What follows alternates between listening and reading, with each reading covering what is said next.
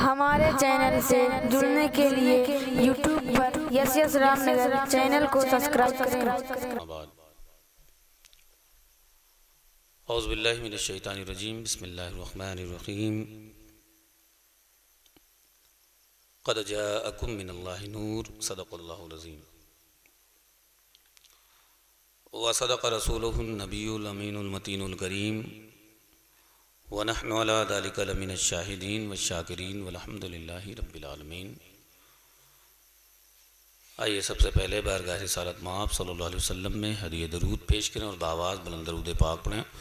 अल्लाहुम्मा सल्लि अला सय्यिदना मौलाना मुहम्मदिन व अला आलि सय्यिदना मौलाना मुहम्मदिन व बारिक व सल्लिम सलातुन व सलामुन अलैका सय्यदी या रसूलल्लाह सल्लल्लाहु तआला अलैहि वसल्लम। हाज़िरीन महफ़िल, अज़ीज़ाने मिल्लत, सबसे पहले तो आप तमाम हज़रात को मुबारकबाद पेश है कि आपने जश्न ईद मिलादुन नबी सल्लल्लाहु अलैहि वसल्लम का इनक़ाद व एहतमाम किया है। अल्लाह पाक का बेपनाह करम और उसका एहसान है कि उसने हमें ये सआदत अता फरमाई।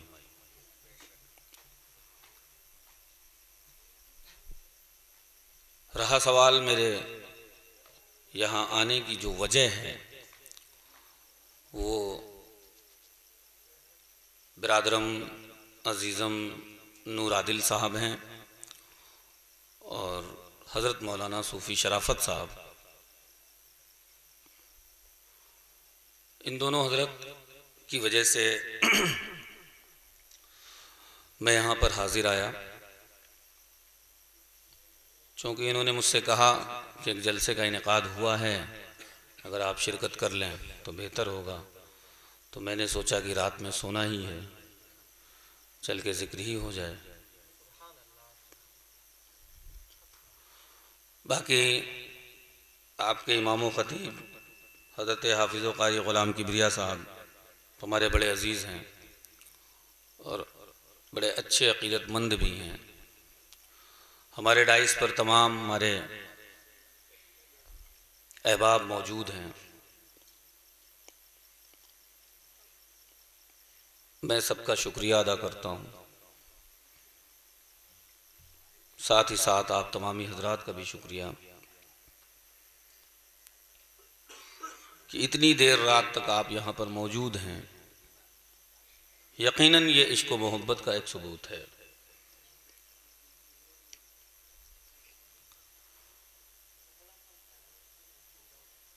लेकिन सिर्फ इसे मोहब्बत का सबूत माना जाए ये सही नहीं है।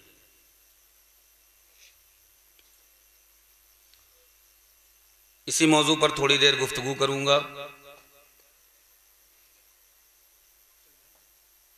कि हमें करनी है शहंशाहे बतहा की रज़ा जोई, वो अपने हो गए तो रहमते परवरदिगार अपनी। मैंने जिस आयत करीमा की तिलावत की है, अल्लाह रब्बुल इज़्ज़त ने वाज़ेह इरशाद फरमाया, क़द जाअकुम मिनल्लाहि नूर, बेशक अल्लाह की तरफ से तुम्हारे लिए नूर आ गया।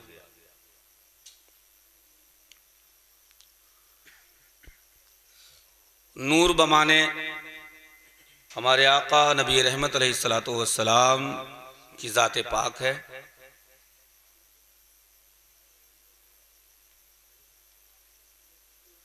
इस नूर की तख्लीक और इसके वजूद के ताल्लुक से खुद हमारे आका रहमत आलम सल्लल्लाहु अलैहि वसल्लम ने इरशाद फरमाया, अव्वलु मा खलक़ल्लाहु नूर, अल्लाह ने सबसे पहले मेरे नूर को पैदा फरमाया।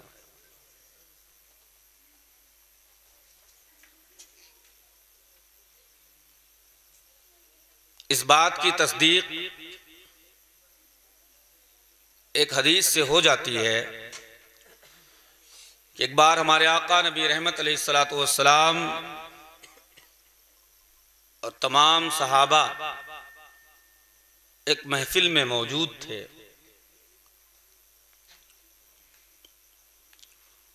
हज़रत जिब्राइल अलैहिस्सलाम हाज़िर बारगाह खिदमत हुए। सरकार दो आलम अलैहिस्सलातु वस्सलाम ने पूछा, ऐ जिब्राइल, क्या तुम बता सकते हो कि तुम्हारी उम्र कितनी है? जिब्राइल अलैहिस्सलाम ने अर्ज किया, या रसूलल्लाह अलैहिस्सलातु वस्सलाम, मैं ये तो नहीं बता सकता कि मेरी उम्र कितनी है, लेकिन ये जरूर बता सकता हूं कि एक सितारा या एक तारा अर्शे इलाही पर चमकता था, लेकिन 70,000 साल के बाद चमकता था। कितने दिन के बाद? 70,000 साल के बाद उसकी रोशनी दिखती थी, वो जाहिर होता था। अल्लाह के नबी, मैंने उसे 72,000 बार देखा है। कितनी बार? 72,000 बार मैंने देखा है। हमारे आका सरवरे कौनो मकां अलैहिस्सलातु वस्सलाम मुस्कुराए, सरकार दो आलम का मुस्कुराना, अल्लाह अल्लाह। मुस्कुरा कर रहमत आलम ने अपने अमामे को उतार लिया। जिब्राइल अलैहिस्सलाम कदमबोस हो गए। ऐ अल्लाह के नबी, अल्लाह के इज्जत व जलाल की कसम, जिस सितारों को मैं देखा करता था, ये वही रोशनी है जो आपकी पेशानी में चमक रही है।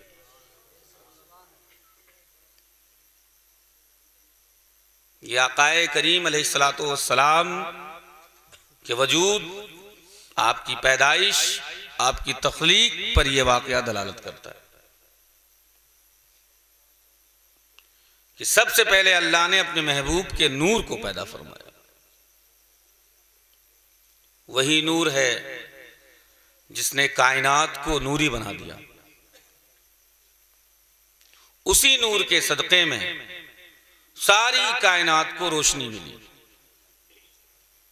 खुद अल्लाह रब्बुल इज़्ज़त ने जब हज़रत आदम अलैहिस्सलाम की तख्लीक फरमाई, उनका मुजस्समा तैयार किया।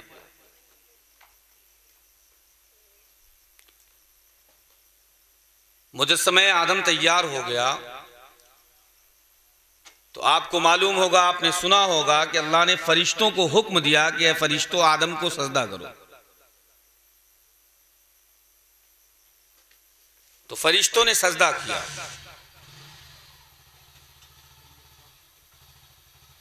सजदे से मुराद वहां अदब कराना था, एहतराम कराना था, अपनी इताअतो फरमाबरदारी बतानी थी। सबने सजदा किया, एक ने नहीं किया। आप जानते हैं किसने नहीं किया? जिसे शैतान कहते हैं, इब्लीस कहते हैं, उसने नहीं किया। ये अलग चैप्टर है।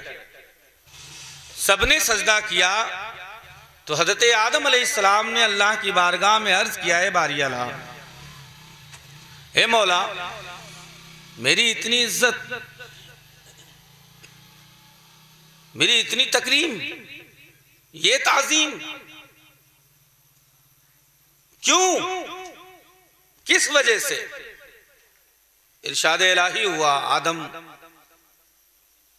ये तेरी खुसूसियत नहीं है, ये तेरा कमाल नहीं है, बल्कि तेरी पुश्त में मेरे महबूब का नूर है। उस नूर की बरकत है कि फरिश्ते तुझे सजदा कर रहे हैं। उस नूर की बरकत है। ये नूरे मोहम्मदी का कमाल है कि फरिश्ते तुझे सजदा करते हैं। जब हज़रत आदम अलैहिस्सलाम ने ये सुना तो ख्वाहिश हुई, तमन्ना हुई, अल्लाह की बारगाह में रिज़ा पेश करते हैं, मौला, उस महबूब नूर की ज़ियारत मैं भी करना चाहता हूँ। तो अल्लाह रब्बुल इज़्ज़त ने अपनी कुदरत कामिला से नूर मोहम्मदी को पुश्ते आदम से मुंतकिल करके अंगुश्त आदम में दाखिल फरमाया तो हज़रत आदम अलैहिस्सलाम ने फ़र्ज़ मोहब्बत से अपने अंगूठों को अपने आंखों से लगा लिया।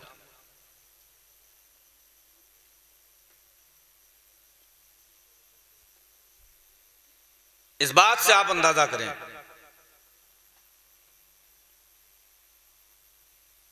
कि आदम अलैहिस्सलाम जो तमाम इंसानों के बाप हैं, उनको भी अगर फजलो कमाल मिला है, उनको भी इज्जतो ताज़ीम और तकरीम हासिल हुई, उनको भी अगर मकामो मर्तबा मिला है, तो ये मेरे मुस्तफ़ा का सदका है।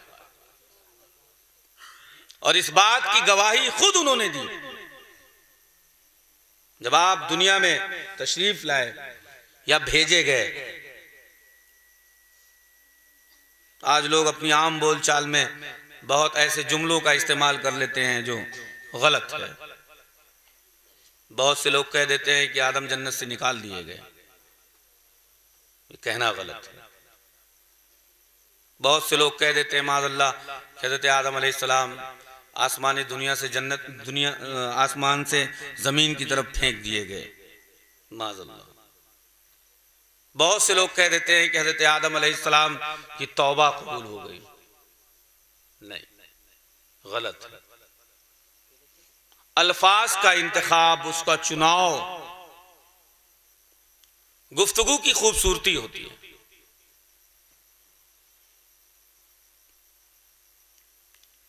अंबिया इकराम से गुनाह नहीं होता, उनसे अगर होती भी है तो भूल होती है। भूल गुनाह की कैटेगरी में नहीं आती। हम ये कह सकते हैं कि हजरत आदम की दुआ कबूल हुई। तौबा गुनहगार के लिए है, दुआ कबूल हुई, ये कह सकते हैं। हमें कहना है तो हम ये कह सकते हैं कि अल्लाह ने उन्हें आसमान से जमीन की तरफ नाजिल फरमाया। हम ये नहीं कह सकते कि जन्नत से निकाल दिए गए। हम ये कह सकते हैं कि अल्लाह ने जब तक चाहा उन्हें जन्नत में रखा, जब मर्जी हुई उन्हें दुनिया में भेज दिया। बात करने के भी आदाब हैं। यही हजरत आदम अलैहिस्सलाम है, इनके बेटे हजरत शीश हैं। बाप भी नबी है, बेटा भी नबी है। अब इसको दो तरह से समझें। एक तरह तो ये कि एक बाप अपने बेटे को नसीहत और वसीयत कर रहा है। दूसरी तरह ये कि एक नबी को वसीयत कर रहा है। वसीयत क्या है, नसीहत क्या है कि ऐ मेरे बेटे शीश, अल्लाह दुनिया में तुम्हें जितनी जिंदगी दे, जितनी भी हयात तुम्हें मिले, एक काम जरूर करना। एक बाप अपने बेटे को वसीयत कर रहा है और नसीहत करता है कि मेरे बेटे तुम्हें जब तक जिंदगी मिले, जितनी हयात मिले, एक अमल की तुम्हें तलकीन करता हूं कि इस अमल को कभी छोड़ना नहीं, इस काम को जरूर करना। बेटे ने सवाल किया, बाबा जान कौन सा काम है, कौन सा अमल? कहा जिनका नामे नामी इसमें ग्रामी मोहम्मद रसूलुल्लाह सल्लल्लाहु अलैहि वसल्लम है, उन पर हमेशा दरूद पढ़ते रहना, हमेशा दरूद पढ़ते रहना। जब तक तुम्हें जिंदगी मिले, तुम तादमे हयात मुस्तफा पर दरूद भेजते रहना। पूछा क्यों? कहा इसलिए ये उसी ज़ाते पाक का सदका है। हदीस कुदसी है, लौला कलमा खलक़तुल अफ़लाक, लौला कलमा खलक़तुल अर्द, लौला कलमा खलक़तुल लौह वल कलम। फिर आदम अलैहिस्सलाम कहते हैं लौला कलमा खलक़तु आदम। मेरे बेटे शीश, मैं जिन पर दरूद भेजने के लिए कह रहा हूं, उनका मकाम ये है, उनकी अहमियत ये है कि अगर अल्लाह उन्हें पैदा करना मकसद ना होता तो जमीन और आसमान को ना बनाता।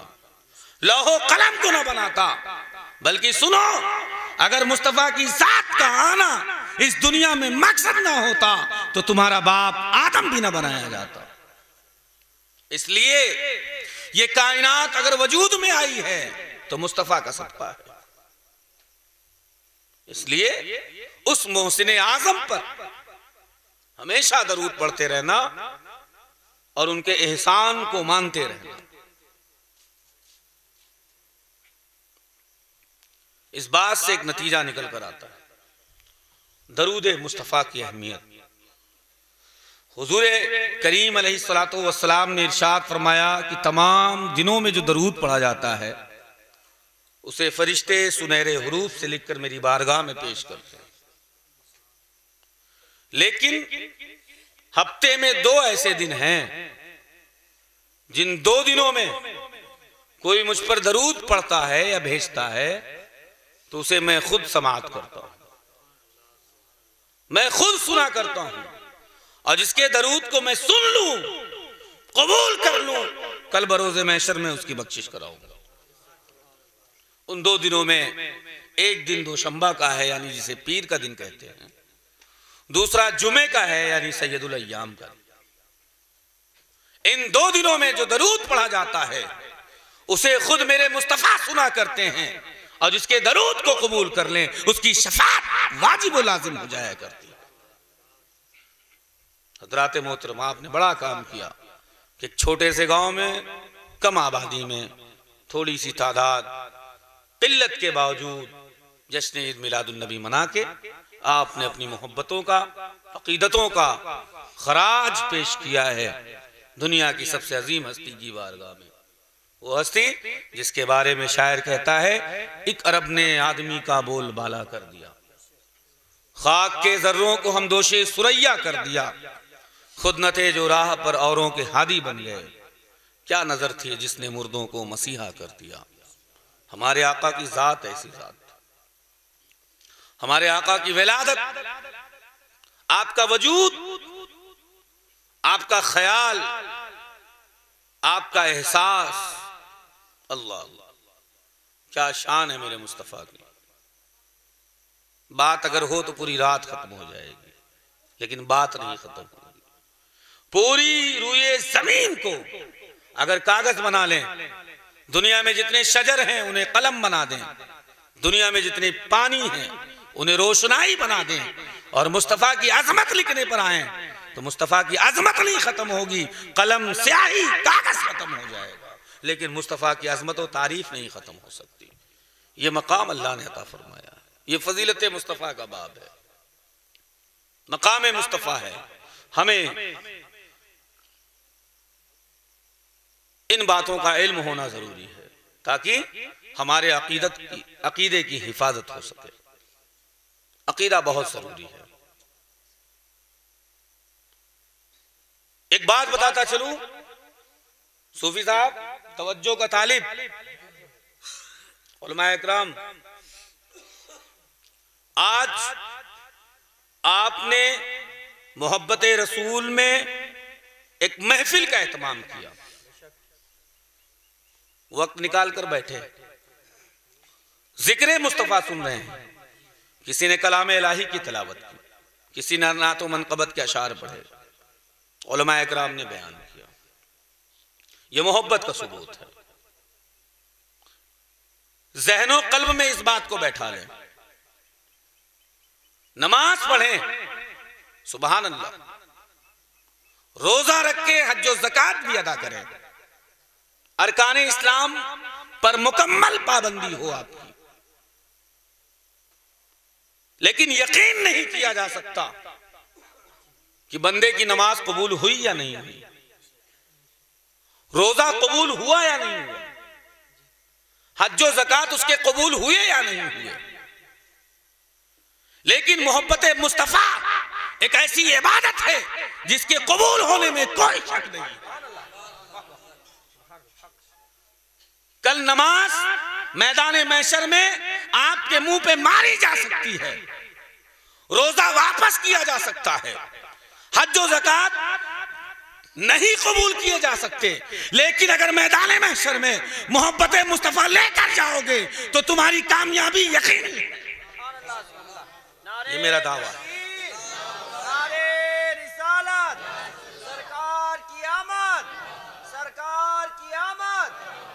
ये ऐसी इबादत है, ये ऐसा अमल है जिसे रद्द नहीं किया जाता, कबूल कर लिया जाता है। ये अल्लाह के महबूब का जिक्र है, और महबूब का जिक्र करने वाला, उनसे मोहब्बत करने वाला कबूल कर लिया जाता है, वो चाहे जैसा हो। अजीजान मोहतरम, ये हमारे आका की शान है। अल्लाह अल्लाह, कितनी बातें की जाएं। आका करीम अलैहिस्सलातु वस्सलाम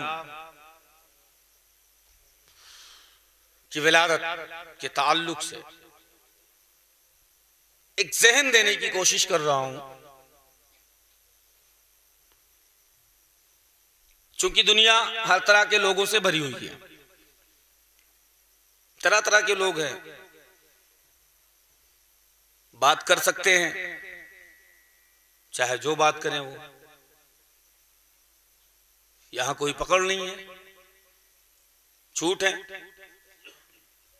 लेकिन बात करने से पहले सोचना चाहिए कि हमें क्या कहना है, क्या कहना चाहिए, क्या नहीं कहना चाहिए। आप समझें इस बात को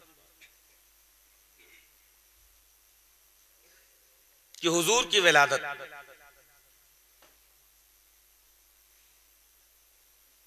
सिर्फ विलादत मुस्तफा को समझ लें आप,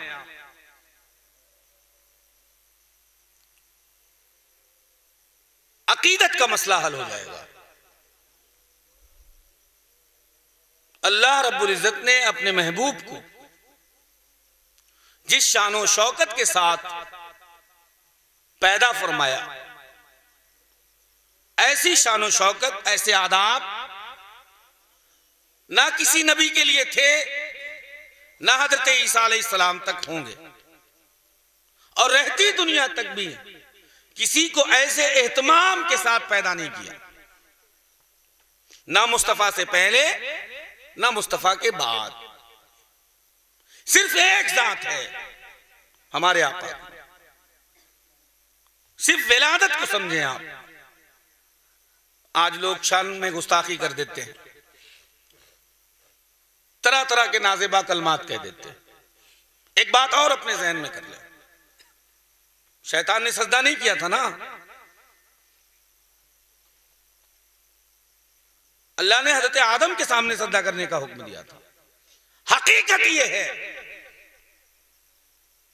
कि उसने आदम के सजदे से इनकार नहीं किया था, बल्कि इज्जत मुस्तफा, ताज़ीम मुस्तफा का इनकार किया, इसलिए मरदूद कर दिया गया। क्या नुक्ता हज़रत, माशाअल्लाह। ताज़ीम मुस्तफा का इनकार किया, अल्लाह को मंजूर नहीं है, बिल्कुल भी मंजूर नहीं। सबसे नापसंदीदा अमल है कि कोई अल्लाह के महबूब की शान में गुस्ताखी करे। और इसकी एक दलील दे दूं आपको। जब अल्लाह के नबी अलैहिस्सलातु वस्सलाम ने अहले मक्का को आवाज दी और बुलाया, पहला मौका था जब सारे मक्का को इकट्ठा किया, बच्चे, बूढ़े, जवान, मर्द, औरत सभी आए। यहां से जहन और ले लें, तबलीग का जहन, दावत का जहन, किरदार और अमल की अहमियत। सारा मक्का इकट्ठा हो गया तो मेरे आका अलैहिस्सलातु वस्सलाम ने इरशाद फरमाया कि ए मक्का वालों, मैंने तुम्हारे दरमियान 40 साल जिंदगी गुजारी है। गौर करिएगा मुरादिल साहब, दावत का तरीका, तबलीग का तरीका, तकरीर का तरीका, सारी बातों का निचोड़ सिर्फ मुस्तफा की एक बात में है कि मेरे आका ने फरमाया, ए मक्का वालों, मैंने तुम्हारे दरमियान 40 साल जिंदगी गुजारी, तुम्हारे बीच में पैदा हुआ, तुम्हारे बीच में पला बड़ा हूं, तुम्हारे बीच जवान हुआ हूं। ये बताओ क्या तुमने कभी मुझे झूठ बोलते हुए पाया? हक है। सारे मक्का वालों ने एक जबान होकर कहा था, ए मोहम्मद अरबी सल्लल्लाहु अलैहि वसल्लम, हमने आपको कभी झूठ बोलते हुए नहीं पाया, इसीलिए तो हम आपको सादिक कहते हैं, सच्चा कहते हैं। फिर सरकार ने फरमाया कि मक्का वालों, मैंने तुम्हारे दरमियान 40 साल जिंदगी गुजारी, क्या तुमने कभी मुझे किसी की अमानत में खयानत करते हुए पाया? सबने एक जबान होकर कहा था, नहीं, हमने कभी किसी की अमानत में खयानत करते हुए नहीं पाया, इसीलिए तो हम आपको अमीन कहते हैं। सुभान अल्लाह, सुभान अल्लाह। और सबसे ताज्जुब की बात यह है, हैरत की बात यह है, मुस्तफा जान रहमत ने उनसे मनवाया है जो कलमा भी नहीं पढ़ते थे। हक है हज़रत। कलमा गो नहीं थे, सब के सब काफिर थे, मुशरिक थे, अल्लाह और रसूल के ना मानने वाले थे। मुस्तफा ने उनसे अपना किरदार बनवाया, जिंदाबाद जिंदाबाद, सुभान अल्लाह। उनसे इकरार करवाया है और दुनिया को ये दर्श दिया, ये दुनिया वालों, जबान से ज्यादा अहमियत किरदार और अमल की हुआ करती। सुभान अल्लाह, हक है। इसलिए जो काम तकरीर नहीं करती, तबलीग नहीं करती, वो काम किरदार और अमल कर दिया करता। सुभान अल्लाह। एक नजरिया दिया,